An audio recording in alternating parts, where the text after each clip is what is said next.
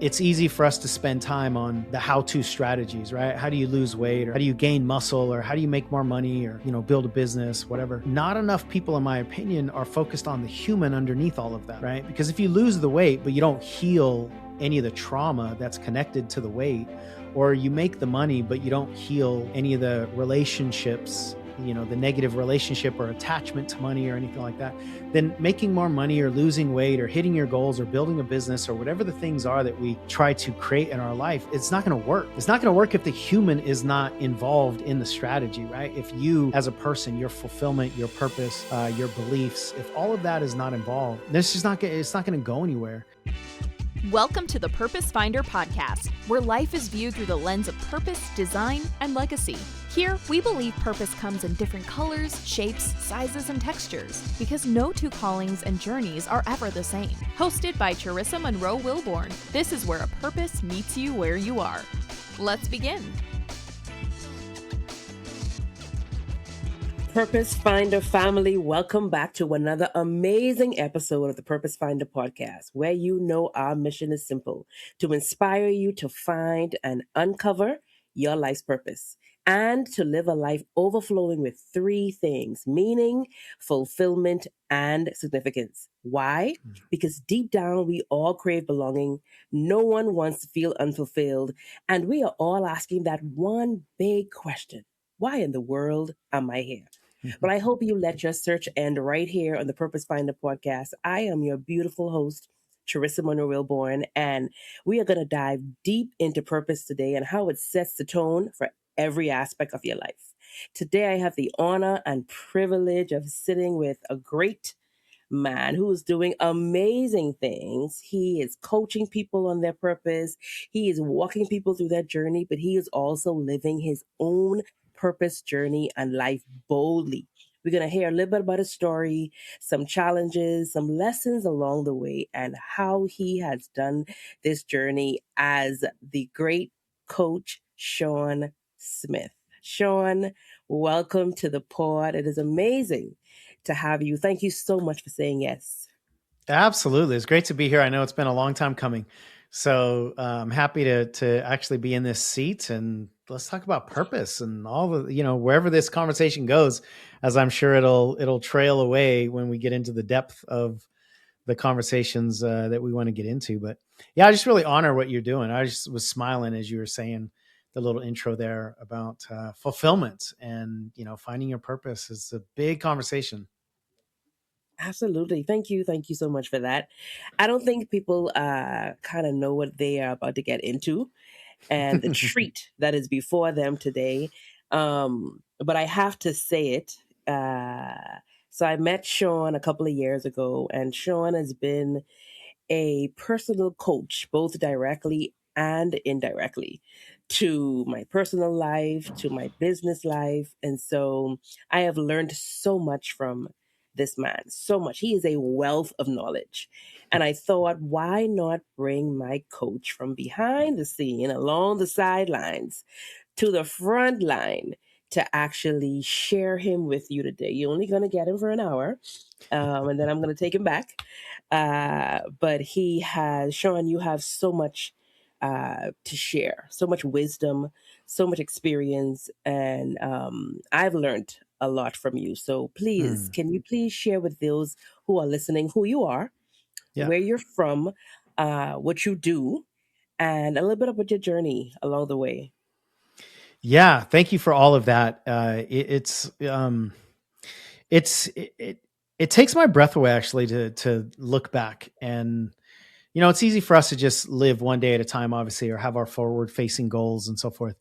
And I'm at a point now where I can look back and see a lot of road in the rearview mirror, not just ahead. So high level, I came out of college wanting to be a lawyer. I was a probation officer for a while.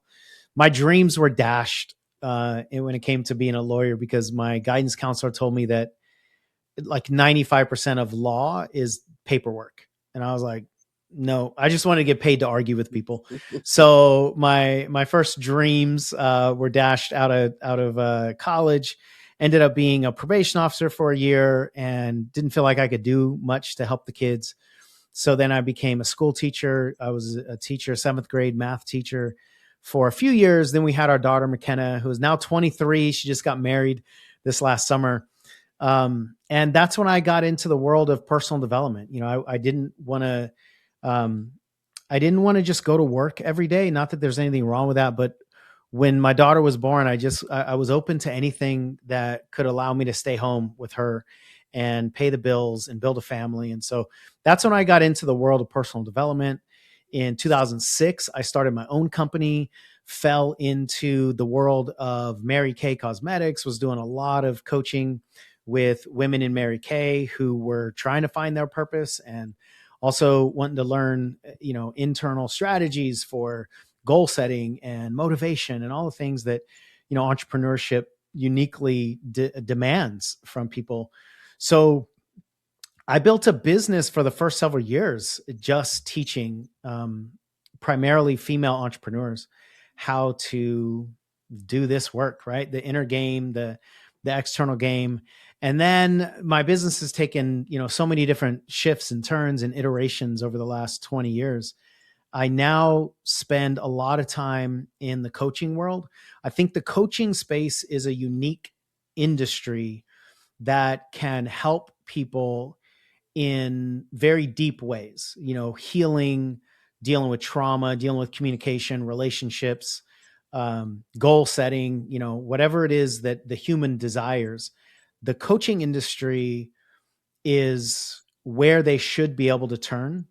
I think, unfortunately, it's not. It's not what it could be, because it has become, this marketing Shark Tank to some degree.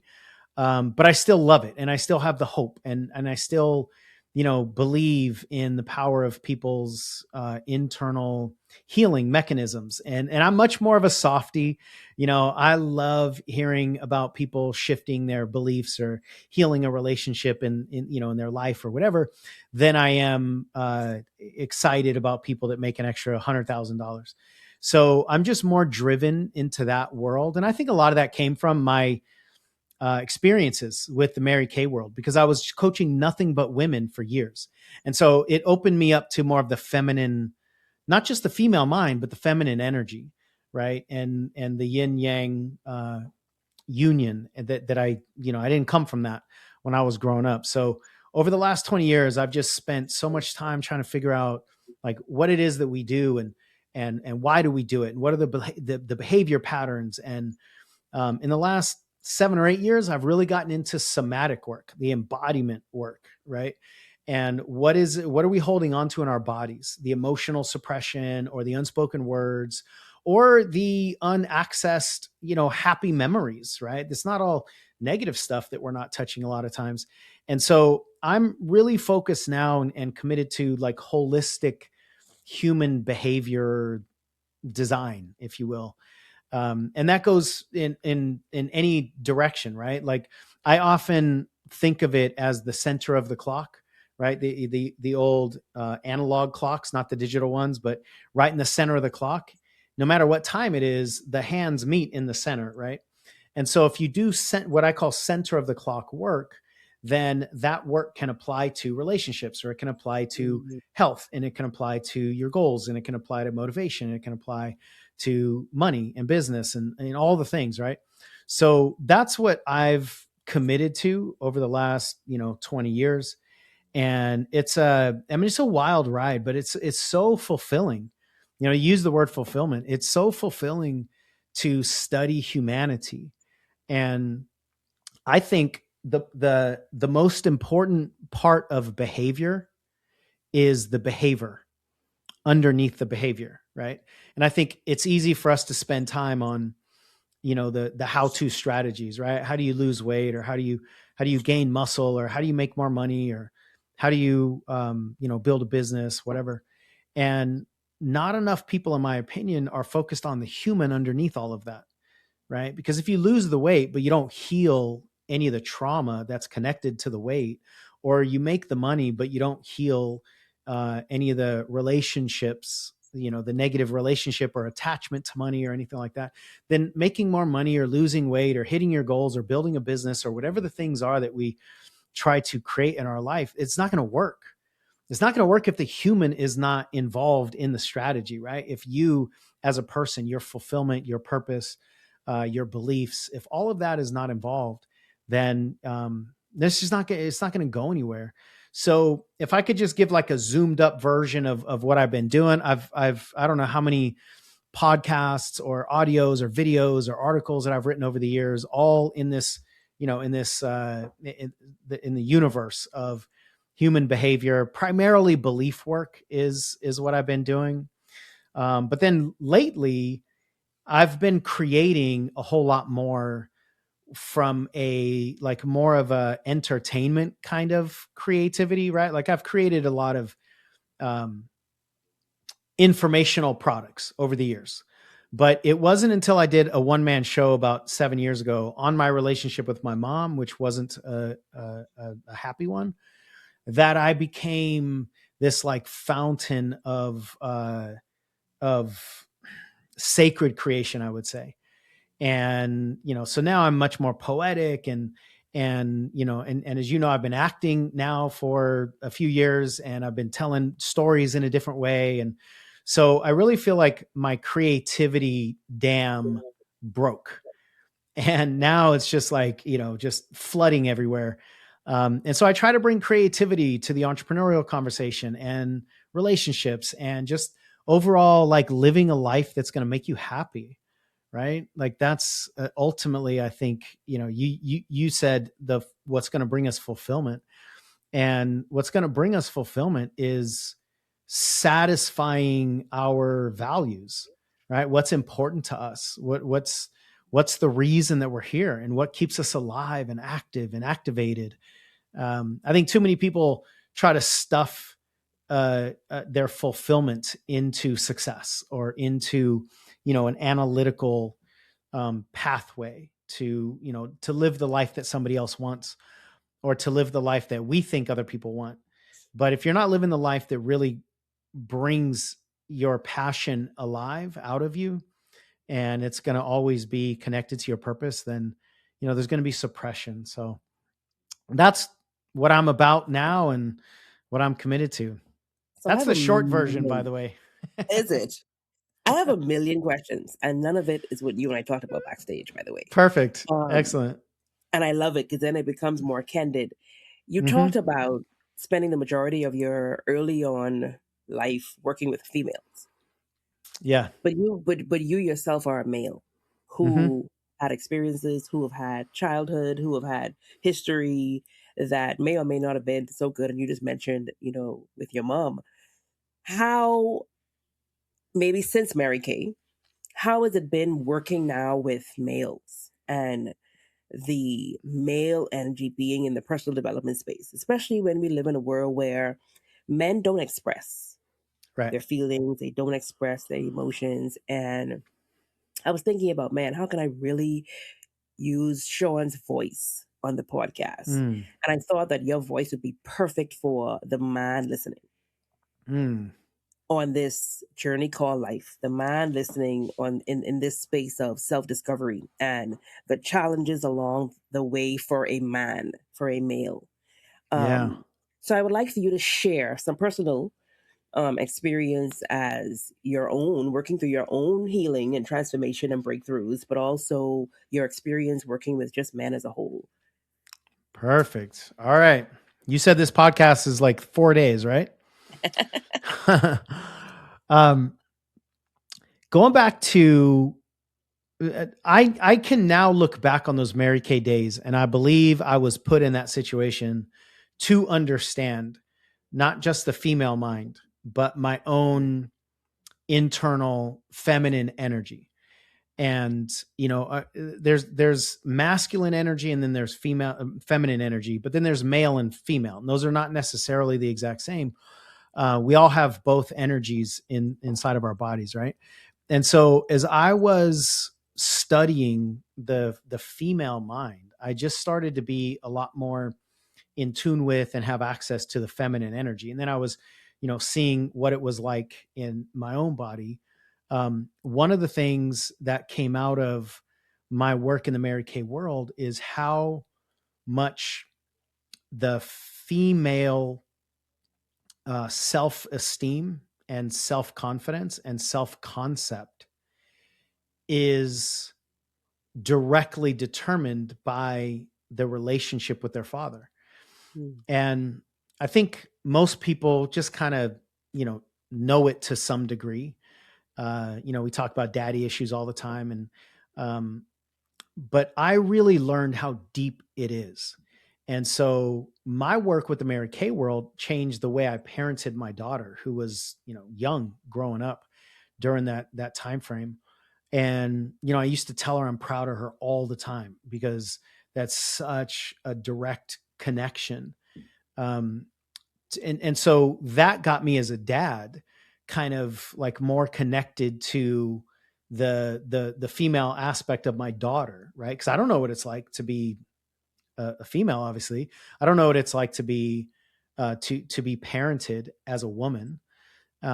I really only know what it's like to grow up as a man. And to your point, what you said earlier, yeah, the male programming is really about um, it's a rigid, like win at all cost kind of dominant sort of programming that we're born with, not born with, but we're that we grow up with, that we're raised with. That's what I meant.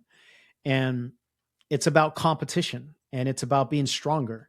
And the way to be better is to get over on somebody else, basically, right? The way to be a winner is to cause somebody else to lose, because that's really what competition is all about, right? And so I was raised with these like real deep athletic principles, or at least in athletics. And so I really thought that that's, what being a man is. And what I think a lot of men are struggling with, to what you said earlier, is the suppression of our vulnerability. Mm. Just because we're men doesn't mean that we don't have pain. It doesn't mean that we don't have fears. It doesn't mean that we don't have traumas. It just means that we're not supposed to, according to our programming. We're not supposed to have those things. And so when we do have those things, what our male programming usually tells us, and this is coming from the other men in our lives generally, and I'm making general statements. I'm not trying to say, everybody is experiencing the same thing that I did, or what have you. But in general, that it's the little boys that are being raised into men by kind of the collective manhood.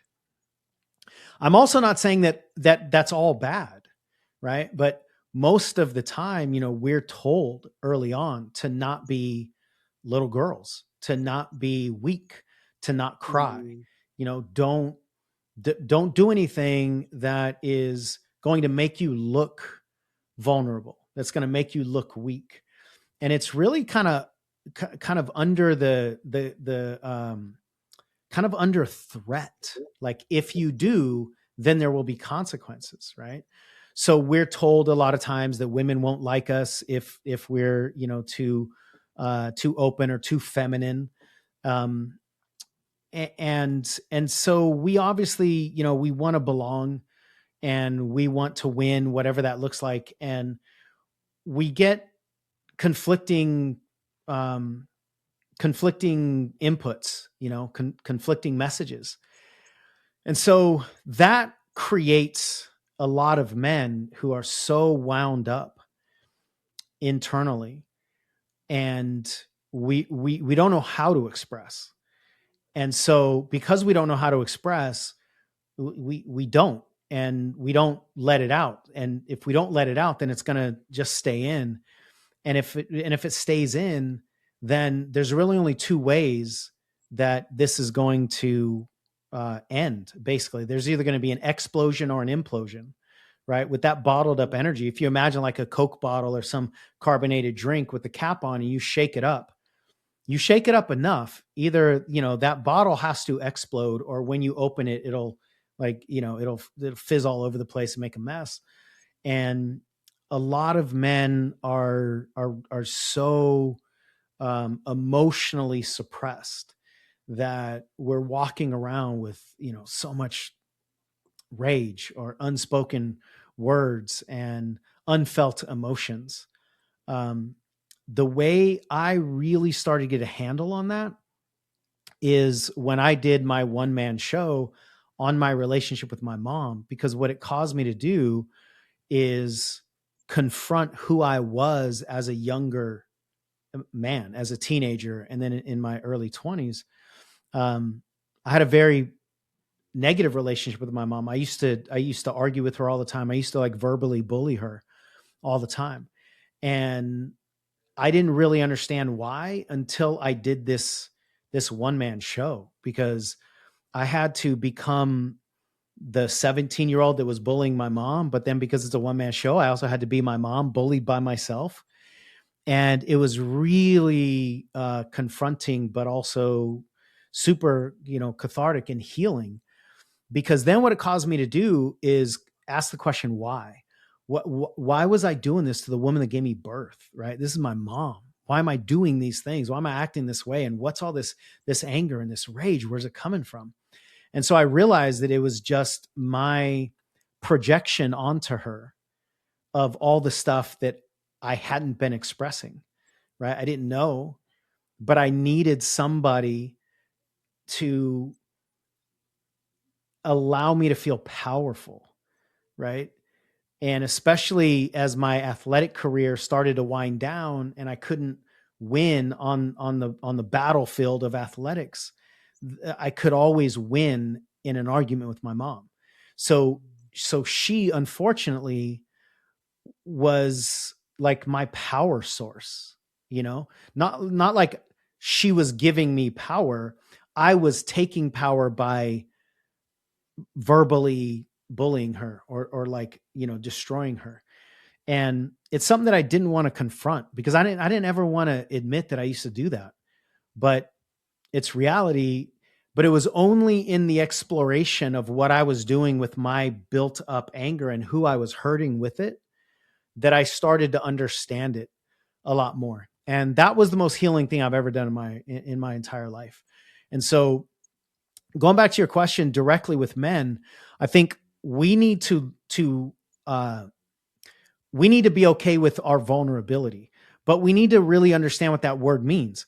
My use of the word vulnerability is just real. It's just transparent. It's not weak necessarily, right?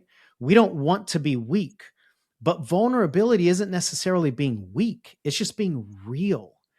And our realness, our expression actually gives us strength, because if we can express our emotions, then what it does is it gives us control over our emotions.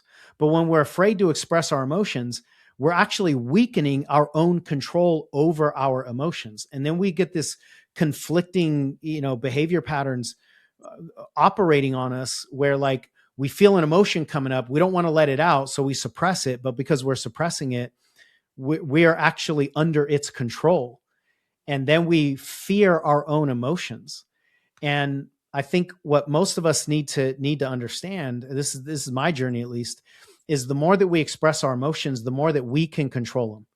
And if we feel anger, but now's not an appropriate time to release the anger, great, but I'm going to release it later tonight or tomorrow. There's going to be an expression of this, so that we're not just walking around with like powder kegs, right? And then one more thing, Charissa, I did an event one time where there were a couple men in the room. There was only 2 men and like 18 women. And something happened where the men just both told vulnerable stories. And I watched the room shift, and I was just noticing the women kind of reacting. It was almost like they didn't know what to do with this, right? It was like they were trying to figure out what this is, this vulnerable man. Like this was a creature they hadn't seen before. And so I asked them, I said, how many of you have actually never seen vulnerable masculinity like that? And almost every hand went up. And it was one of the most amazing moments to realize that virtually all of the women in the room had not seen that. And it wasn't anything super extreme. It was just 2 men being real, just telling stories about, like, one of them just told a story that he was shameful the way that he treated his son one time when the son was really young. And another one was kind of like, felt guilty about the way that he showed up in a certain relationship. Like it wasn't, it's not like they were confessing to crimes or, admitting anything that was like super devastating emotionally. They were just being real. But the women in the room hadn't seen it before. So it was like, what is that? We don't even know what that is. But then here's the follow-up question. Then I said, how many of you in the room I said, what do you feel? And most of the women said they feel safe. They felt safer in the presence of that vulnerable masculine man. And none of them like lost respect for the man or anything like that.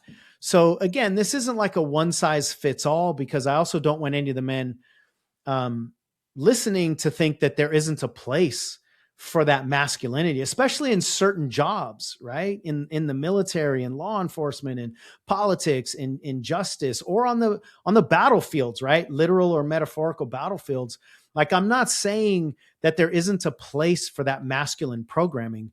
I'm just saying we don't need to operate everywhere under that kind of masculine programming, because at a certain point, we're going to sacrifice ourselves. That's just been my journey. And it's a tough topic to talk about, because there's so many layers and there's so many nuanced, roads to take.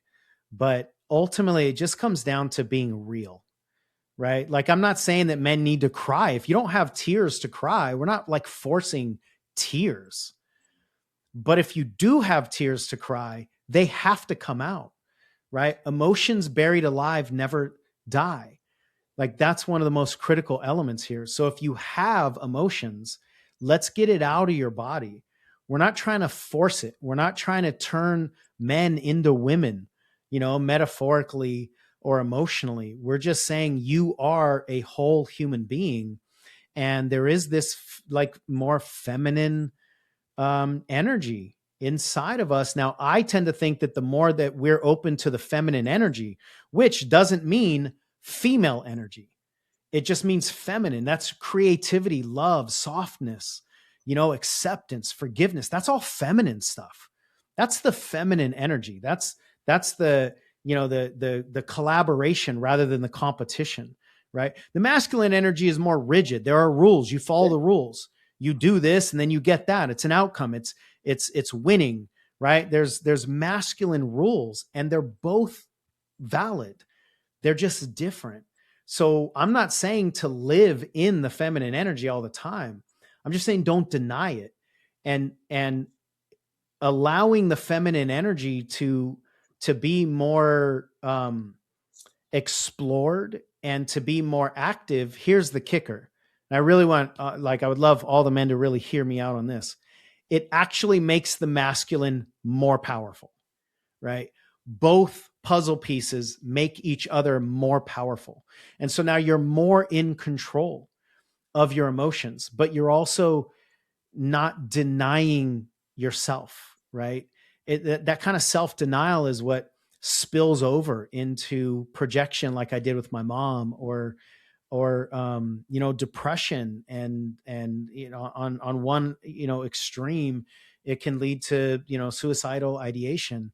But it's about, expressing yourself. So again, might be weird to think this, but this is that's the short answer to like the message that I have, for men. And I think this. I've done a couple TEDx talks. One of them was the power of vulnerable masculinity, and it's not to shame men. It's really about activating a more holistic manhood that we have. And so it's an addition to, right? I'm not saying all the ways that we were programmed and what makes us men and what makes us feel powerful. I'm not saying take any of that away.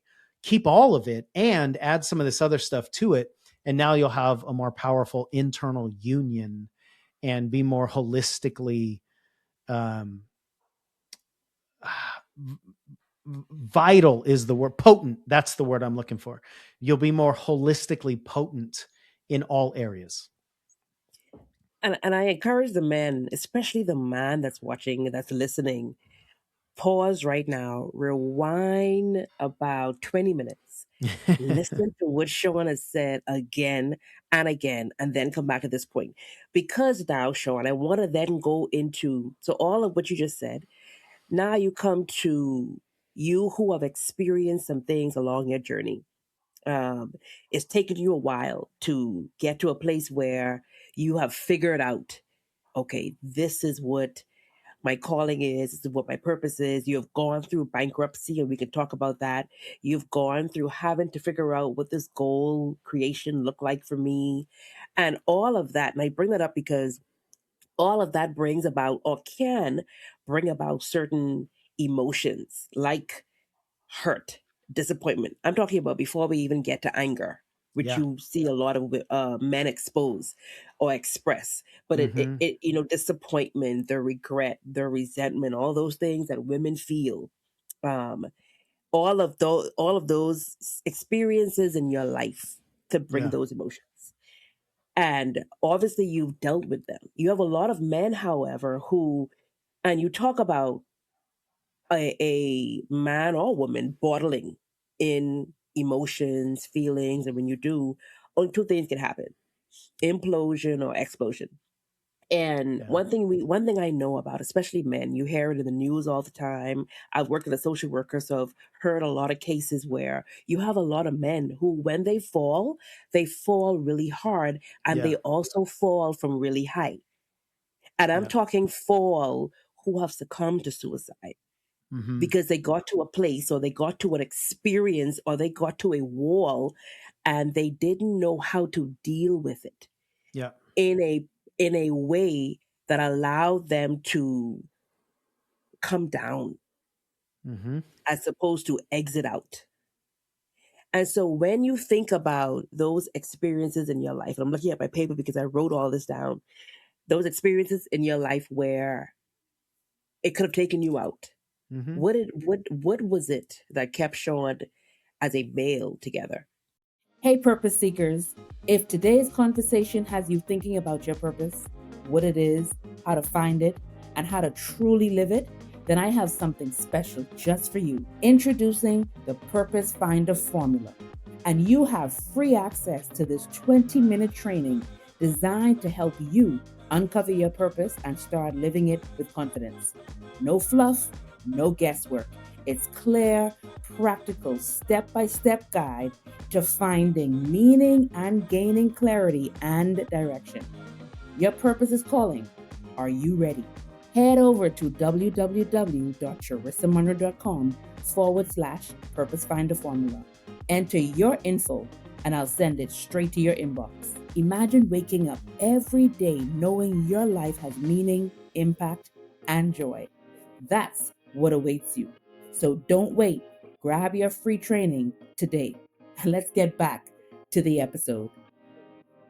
Well, I think to understand my answer, I think it's critical to understand what we as men primarily, this isn't not going to apply to women too, but what we as men primarily derive our purpose from are three main things.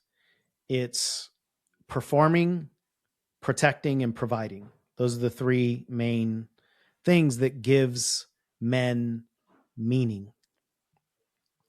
So when I filed for bankruptcy in 2008,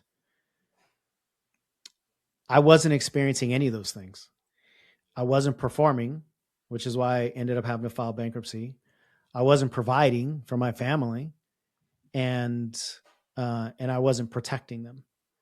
So when a man usually has those three pillars taken away, then there's no reason to continue, right? Because if we don't have a meaning as a man, as a person, like there's no point if we can't do those three things. Now, there's some overlap with those three things, and it means different things to different people. So again, not trying to, paint every man with the same brush.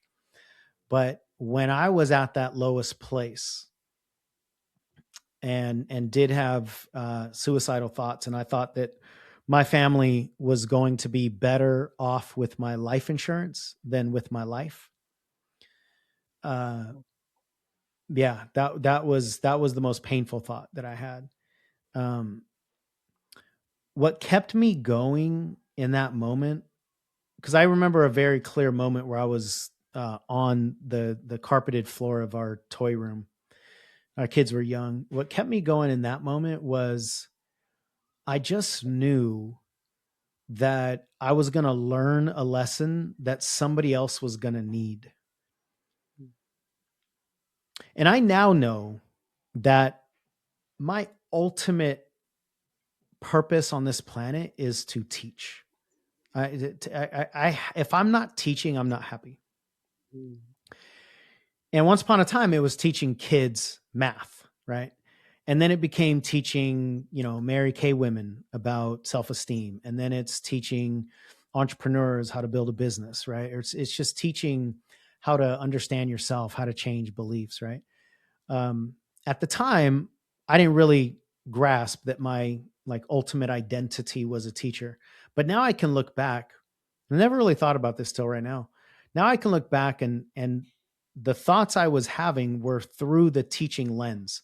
And I do remember thinking there will be a time when I am glad that I'm having this experience because somebody else needs me to get this lesson right here. I didn't know what the lesson was at the time, but there was some kind of drive that this was going to be meaningful to somebody else. And that's what kept me going. Most of the time in my life, my family is a big enough drive for me to keep going when stuff gets tough. And I see my family as like the people watching me. And so I always want to be a positive model for them. And, the best lessons that generally we learn are through adversity. And so if I can model through adversity, then I'm teaching the most powerful lessons that anybody who's paying attention to me will probably ever learn from me. Is how do you deal with pain? How do you deal with shame? How do you deal with regret? How do you deal with all the difficult stuff, right? Nobody really needs to learn how to enjoy happiness, right? Because like when you're riding the wave of happiness, you're just on the surfboard, you're just riding it. But what virtually everybody needs to know, it needs to learn is like, how do you get back up after adversity, after you get knocked down? And so I believe those are the most important lessons for any of us to learn. Therefore, when I'm going through those adversity moments, those are the most important lessons that I can teach during those moments. And for whatever reason, Charisa, like that keeps me going. That like gets me activated. It's like, there's something to teach. All right, well, the teacher in me is going to show up then and teach something. And it's also why I want to learn as much as I want to learn about all the things that I want to learn, just so I could teach it, right? So like I now have this mindset, this identity of every single thing I consume is so that I can teach it. Like I'm always just filtering through every podcast that I listen to, every book that I read or listen to is who can I teach this to and how can I teach it and how can it be like my thing? So that's the identity that I've learned is the most powerful, inspirational fuel for me. And that's what gives me purpose. And so, coming back to the idea, like whatever it is that we're attached to, when that thing gets taken away, if we don't have some kind of purpose to keep going, then whatever that thing was, whether it's a job or whether it's a belief system or it's a certain status in our family or in our life or something like that, or it's a certain amount of money, if that thing gets taken away and we are attached to it, then when it gets flushed down the toilet, so do we, right? Like we go with it. And it's really critical that we detach ourselves from all those different identities primarily, so that when life changes, when we have kids, when we get older, when we iterate and evolve, right? Like we as the internal person can still stay stable and still have a reason to keep going. But that requires us to do the inner work that is the most challenging work out there, you know? And that center of the clock idea requires us to look at the center of our own clock. But that's where all our pain is, right? That's where all the stuff is that we don't want to look at. And so this work is largely about looking into the mirror, like in the very eyeballs, into the pupils of the eyeballs of the soul, our own reflection that so many of us have been programmed to look away from. And going back to the whole idea of, manhood, men are not programmed to be introspective. It's not, generally, at least, it's not like, what kind of responsibility can you take? Or maybe there's a trauma in your childhood that you need to heal, or maybe there's, some internal pain that you need to express, right? Like, no, we're not trained to do that. But you alluded to the like the layers of emotion, right? Anger. So what changed my life is the understanding that as humans, we really have 6 layers of emotion. We have anger, pain, fear, regret, desire, and love. Those are the 6 main emotions and how they stack on each other. As men, we're generally only programmed to express anger and desire, right? And I always kind of joke around like me want and me mad. Like that's the extent of the male like caveman emotional expression, right? Me want, me mad. Women are more programmed to express pain and fear and regret and love. We all feel all 6 of those things. It's just our programming tells us that some of them are okay to express and some of them are not. So women are generally not, again, these are all generalities, generally not programmed to express their anger. First. Whereas, yeah, exactly. Whereas men are more programmed to use our anger as a weapon or as a way to win, right? We're more likely to raise our voice. We're more likely to use our imposing bodies because that's a way for us to gain control, right? And so, but what happens is underneath the anger of fear and pain and regret, we don't know what to do with those, right? Because we just go to anger right away. And so that's the difference in the programming, I think, for most of us. But again, we all feel all 6 of those things and we all can express all 6 of them, but it's generally not okay, right? Not okay for women to do certain things, not okay for men to do certain things. Obviously, there's all kinds of, differences in cultural, different countries, different belief systems that operate. But I think, at the core, if we as men put down our anger weapons and started to look at some of the pain and fear that's underneath that, then we would be more well-rounded. But to the flip side, to you kind of alluded to it, a lot of women are suppressing their anger because it's not okay to be angry, either according to society or according to the men in their lives. But here's a real big thing, Charissa. This didn't hit me until recently. I believe that anger and desire are connected. So when men don't get what they want, that's what creates the anger explosion. But if women suppress their anger, they're also suppressing their desires most of the time. So these 2 things kind of like anger and desire are either both expressed or both suppressed. Usually that connection is prevalent, in somebody that's either expressing too much or suppressing too much. So if you're watching this episode, if there's a chat box, if there's a comment section, just put part 2. Put part 2, and that means we're going to be requesting part 2 of Coach Sean Smith, because I have too many questions. I know, it's so deep time. too.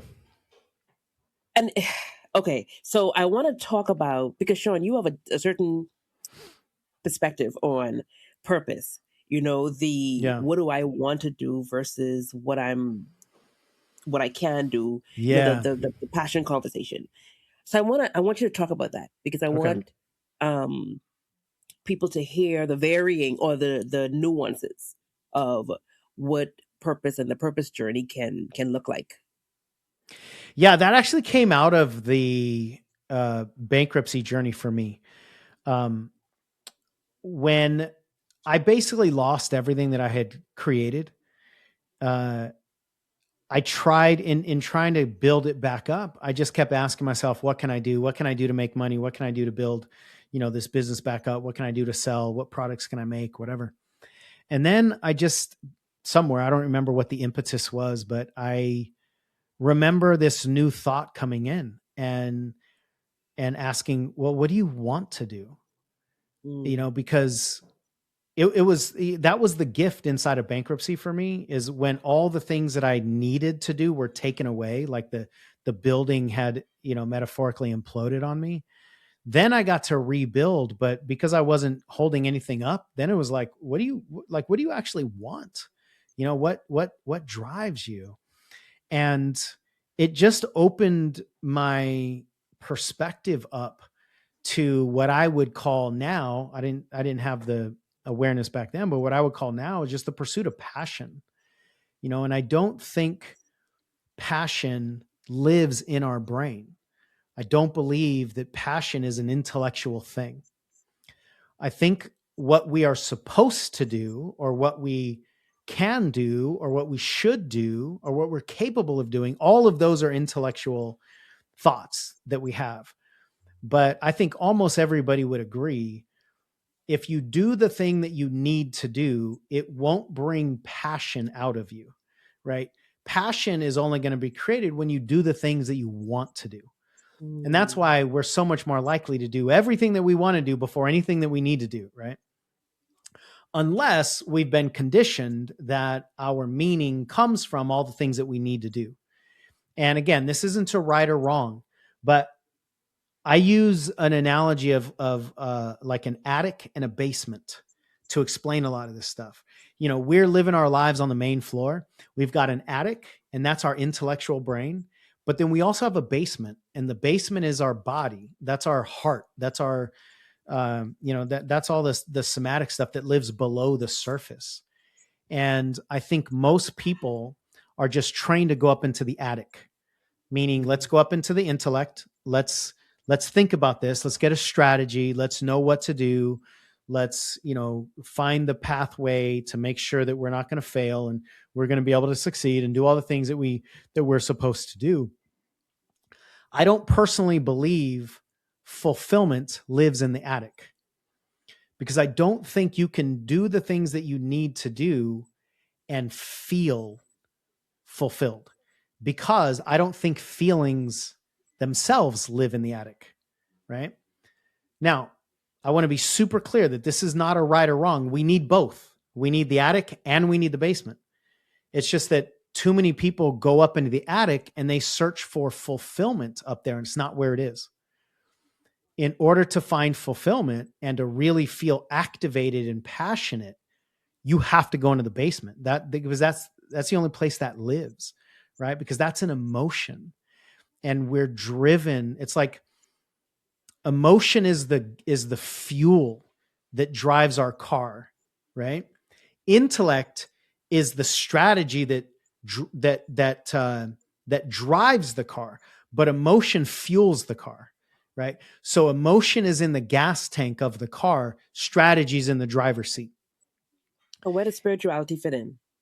I think spirituality is a combination of both.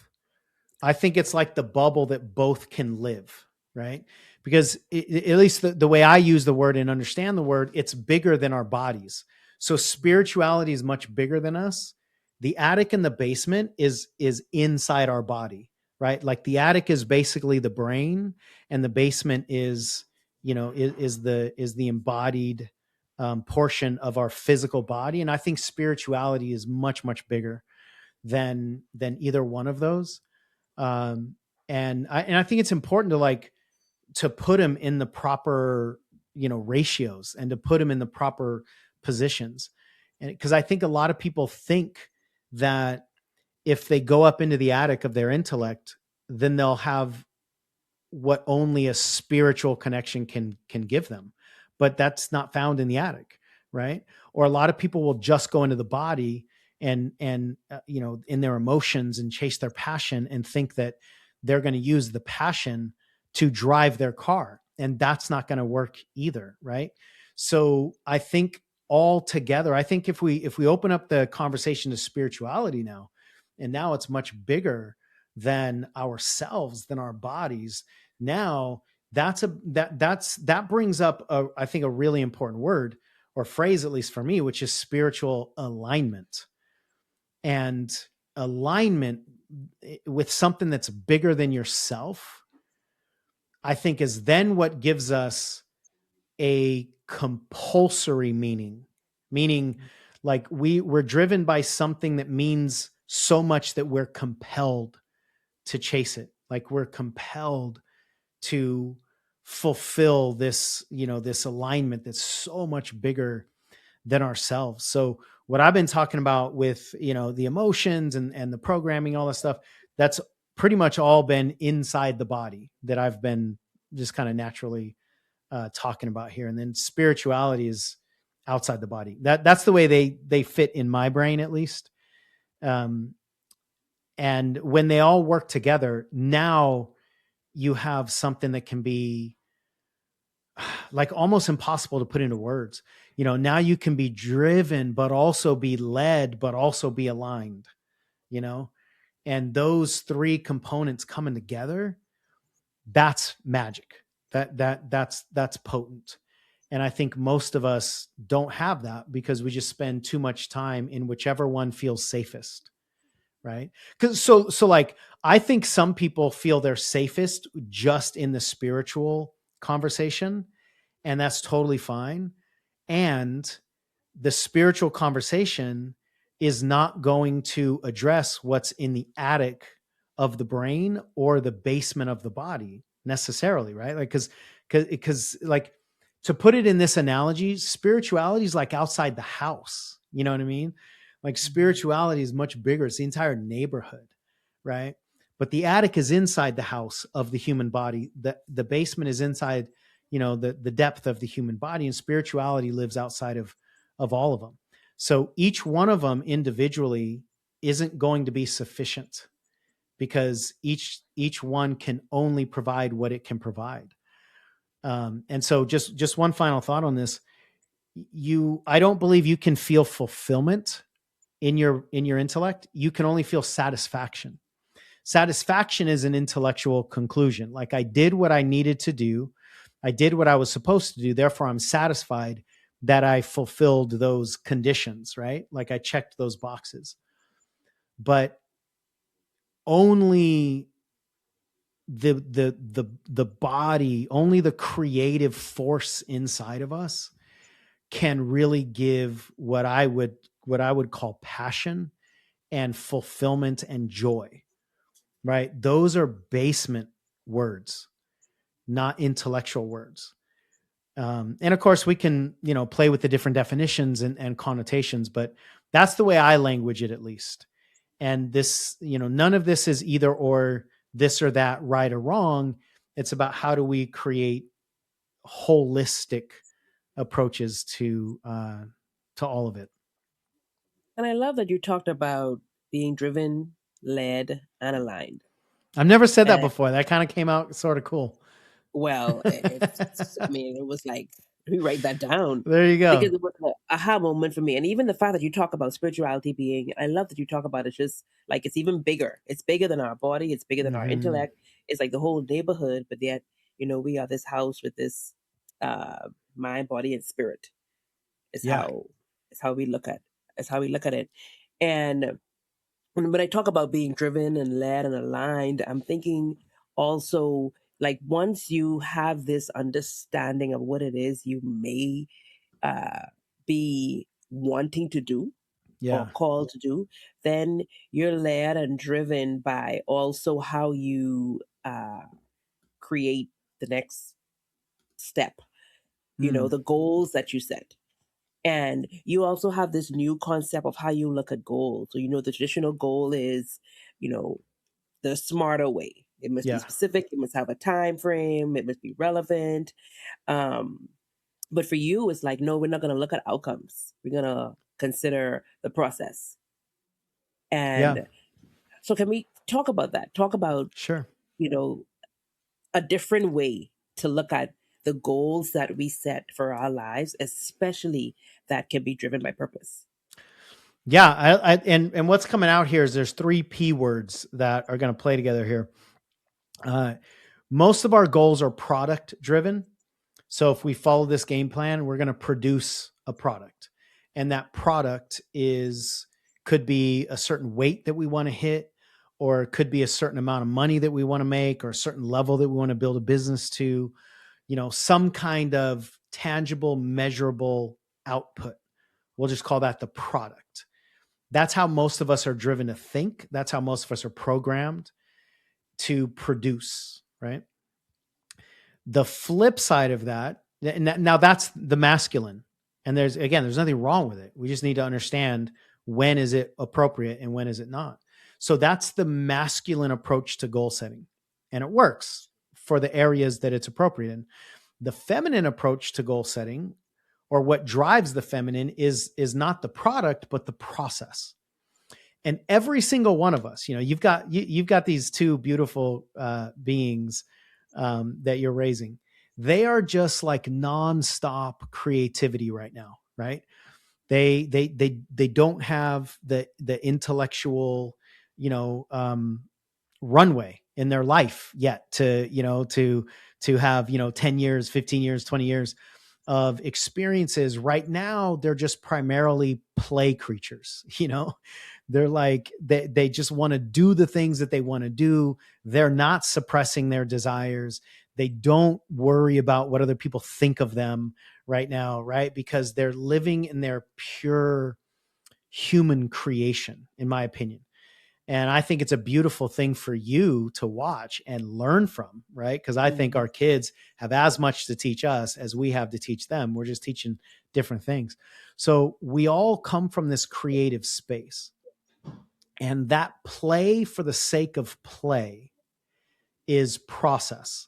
That's more the feminine. That is, let's just be in the art of creation. It's actually, that's a really good dichotomy, like analogy, art versus science. So masculine is more the science and feminine is more about the art. And so the masculine scientific approach to goal setting is, what do I need to do to produce the product? The feminine artistic approach to goal setting is, what do I need to do to play for the sake of playing and enjoy the process? Neither one is right or wrong, but if you do them both together, then it can be profound. Because when we enjoy the process, we're more likely to continue it. If we just take a scientific approach and we follow the rules in order to produce the product, whatever it is, even if we hit the number on the scale, or we hit the number in the bank account that we want, or we hit whatever measurable goal is, and we cross that finish line, if we don't enjoy the process, our bodies won't want to do it again. But if we enjoy the process, then we'll actually be more likely to keep doing it. So it's really important that we enjoy as much as we can what we go after, what we chase in our goal setting, so that we're more likely to continue it. And it's not like, if you just suffer and sacrifice for 6 months, you hit this goal. But if you don't enjoy the process, when you hit the goal, you'll probably be more empty inside because it wasn't fun. And hitting the goal, especially that masculine scientific place, isn't where fulfillment comes anyway. And I'm sure you've had this in your own life. Almost everybody I talk to has hit a goal that they thought was going to make them happy. And when they hit it, they didn't get happy. That's because happiness wasn't built into the recipe. It was just producing, right? You produce this goal, you might be satisfied, but you won't be happy. So we want the masculine process of scientific goal setting, but also the feminine process of artistic goal setting. And now you've got product and process. And then the third word is purpose. I think purpose encompasses both of those. And when you add the art and the science, which means you add the strategy and the play, which means you have the brain and the body, you have the attic and the basement. Now you have a well-rounded experience that is going to pull more out of us than any of those three elements on their own. And then it becomes exponential, right? Like there's a process or a concept where I think it's called the sum is greater than the parts, meaning like if you add product, process, and purpose, it's not the power of three. Like it's like the power of 100, right? It becomes exponential when they're working with each other. And so you could do a lot more than you can with each one of them individually. And that's when life can be magical, where you're activated in your body because you're driven, by the passion, but it also has spiritual alignment. And that allows you to, to create the strategy to get there. And I think that is the well-rounded human, right? And to take this into a tree analogy, it's about what's, it's about the fruits and the roots, it's about what's above the ground, but it's also about what's below the ground. And then that is a very powerful union. And so most of us, I believe, have elements of our psyche or our belief system that we need to fill in, because naturally we just kind of lean toward the things that we feel comfortable in, whether it's any of those three P's that we're talking about. But if you just lean towards your comfort zone, the other muscles aren't going to be used, and then you're not going to be as well-rounded. You just summed up this entire 1 hour conversation. Oh, love it. And you just tied it all together. How did you do that? I have no idea what I said. So it was just like co-creation with you. Process, purpose, and purpose being just the whole combination of it all. I mean, to go from this to then back to our, attic versus basement, and it's just beautifully done. Like we couldn't have actually ended well any better. This couldn't have been planned any better. Nice. And ladies and gentlemen, when I say you can learn so much from Sean is a wealth of knowledge. Now it makes sense, Sean. Now it makes sense why. Because you say you want to learn so much because your purpose is teaching.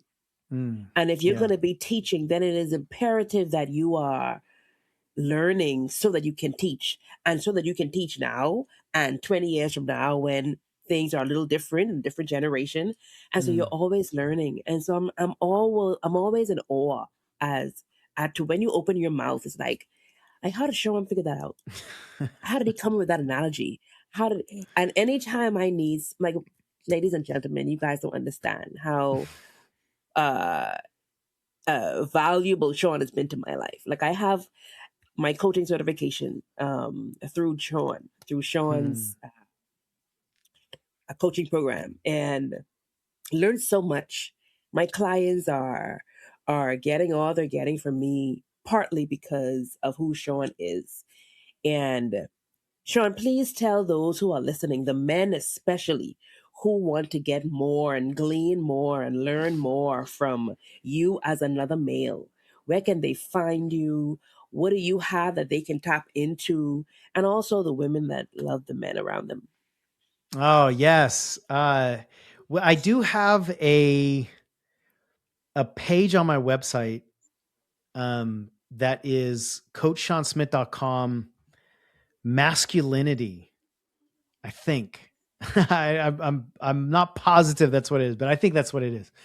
And that has a collection of all or a lot of them at least, of like the men stuff, right? Like the stuff for men. coachseansmith.com/masculinity has articles, it has poetry, it has some of the videos that I've done, it has the TEDx talks.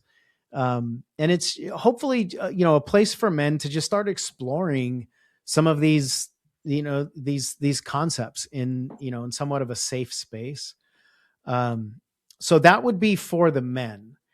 I would say the entrepreneur, like, this might not seem like it's a perfect connection to somebody listening, but the entrepreneurial journey is, whether you're actually trying to build a business or you're just trying to create like the life that you want, most of us are entrepreneurs who've been trained into employees. And it doesn't necessarily just mean having a job, like that's the way you make money. But most of us have been programmed into following, the rules, which is nothing wrong with. But in order to have that fulfillment, that there's there's a self creation journey that I think we all are on, if you want the fulfillment. And that's more of an entrepreneurial journey, right? And so I actually have a resource called the 9 Irrefutable Laws of Entrepreneurship that fit for anybody that's on this search for alignment. It doesn't necessarily mean somebody has to like be a business owner. It can apply to that too, but it's because they're concepts, they're laws, right? It's not like how do you market yourself or how do you sell. It's not that kind of stuff. It's like, how do you change your relationship to failure? How do you change your relationship to approval? How do you get internal inspiration rather than external motivation, right? So I think these concepts, Oh, yeah, that hold your right horses. there. We gotta go slow. Internal inspiration versus external motivation. Motivation, And right? that's a whole other episode by That's a itself because we whole know nother there's a thing. big difference between Yeah. motivation and inspiration. That's a whole nother thing. And entrepreneurs Oh, have to be inspired internally. Or if you're just trying to learn more about yourself, you have to be inspired internally. That's more process than product, right? So if anybody is interested in that, I've got a resource. It's called the 9 Irrefutable Laws of Entrepreneurship, but it comes with 3 videos, like 30-minute videos each. You can tell I can talk a lot, and each video breaks down 3 of the laws, and so it's just much more in depth, for any of you that want to go like deeper dive. And that's at coachseansmith.com/9 laws, which is the digit 9, the number 9 laws. And you can grab that resource, and just like look through that lens of entrepreneurship in your relationships, in your self-esteem, self-awareness, self-concept. And I just think, this human journey is so much more about self exploration, than fitting into somebody else's box, right? Like don't try to find the assembly line that's going to be comfortable. If you want fulfillment, you have to build your own, your own life. You have to build your own, your own box, your own U-print, right? It's not about finding the blueprint. It's about finding the U-print. And that's a whole nother game, another episode. okay. So in the comments right now, make sure you guys put part 3 because part 2 That's already part. happening. So we're gonna have another part 3 with Coach Sean. But Sean, thank you so much. Men, make sure you take the resource that's for you. Women, take the resource that's for you, and then switch. Take it all because it is partly, if not the majority, your responsibility to make sure that what you can learn and apply can change your life, but also transform the life of so many people around you, Mm, especially when your purpose is so much bigger than you. It is not for you, it is for you to express it so that you can change the world. And I hope that's all of you guys' goal. Not to be outcome oriented at all times, but also to be process oriented. But yeah. Sean, thank you so much. Thank you so much for your openness, for your transparency, for your wisdom. Thank you for going above and beyond the call. Um, you gave us so much more. You gave me so much more than I could have ever asked for, and we are greatly appreciated. I hope that there's something or some things that Sean said today that, ladies and gentlemen, you can start applying to your life now, Mm. and it could change the trajectory of who you are becoming. So thank you. Sean, before we exit, there is a passion of mine that Okay. makes me feel so fulfilled, so satisfied. If life ended right now, this thing would be the thing that satisfied Charissa, and that's food. Nice. So please share with us, what is your favorite food? What is your favorite restaurant, favorite meal? I I don't think I ever had an answer to that question until recently. So I'm actually going to answer the question with a level of like commitment than I ever have before, honestly. And it's Thai food. There's just something Okay. about Thai food and the Very good. noodles that I love. I Do you love have a a favorite? nice shrimp noodle meal from a Thai food restaurant. Is there a good favorite restaurant that you could recommend? We just found one. We moved like a year and a half ago, so we're still exploring. We just found a place. It's called Kin. I don't know if that's the way you pronounce it. Kiin. It's near us out here in Southern California, so I don't know if it's anywhere else. But if anybody's interested in Thai food, my experience is you gotta find like a little hole in the wall kind of Yes, place, a little agreed. family place that only has like 6 tables. That's probably the Thai restaurant that's going to be so much better The best. than anything else. Ah, absolutely. Oh, thank you. I love Thai food, by the way. Thank you so Yeah. much for sharing. Thank you so much for sharing. Well, ladies and gentlemen, that's been another amazing episode of the Purpose Finder podcast. Hope you had a great experience. I am your host, Charisa Munroe, and until next time, see you soon. Bye. That brings us to the end of today's episode of the Purpose Finder podcast. If this conversation resonated with you and added value, take a moment to like, share, and leave a comment. We would love to hear what inspired you. Be sure to subscribe so you don't miss what's coming next. Thank you for spending this time with the Purpose Finder podcast. We'll see you in the next episode.